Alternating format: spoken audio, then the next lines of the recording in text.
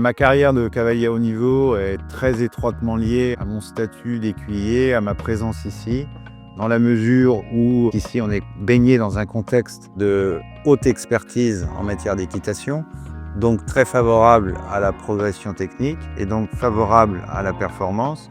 Bonjour à tous, je m'appelle Arnaud Boiteau, je suis écuyer du Cadre Noir de Saumur et agent de l'IFCE, l'Institut Français du Cheval et de l'Équitation. Il y en a beaucoup, c'est vrai que la première vision le matin quand on arrive et le premier regard croisé entre l'homme et le cheval, c'est souvent un moment précieux. Quand on pratique l'équitation comme moi sous l'angle sportif, c'est une multitude de moments où on sent des moments de collaboration du cheval dans le projet sportif qui est plutôt celui du cavalier, il ne faut pas se faire d'illusions.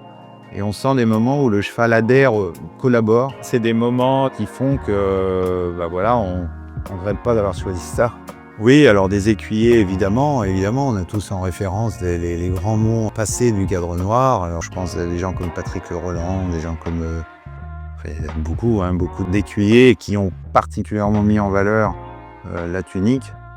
Et qui, dès lors qu'on a la chance de devenir écuyer, nous inspire forcément, j'ai envie de dire presque automatiquement par essence. Au-delà de cela, il y a un certain nombre de grands cavaliers qui m'ont particulièrement impressionné par la qualité de leur équitation, mais pas que. Certains personnages, Mark Todd, Andrew Nicholson, des gens comme ça qui ont su allier non seulement la performance, la technique, mais aussi une dimension homme de cheval que d'autres n'avaient pas. Il y a des cavaliers actuellement sur le plan technique, comme je pense à Marcus Henning, à Steve Gerda, des gens comme ça, qui présentent une équitation qui semble parfaite. Et puis difficile de pas, en revenant au complet, ne pas citer quand même un certain Michael Young, le leader de la discipline.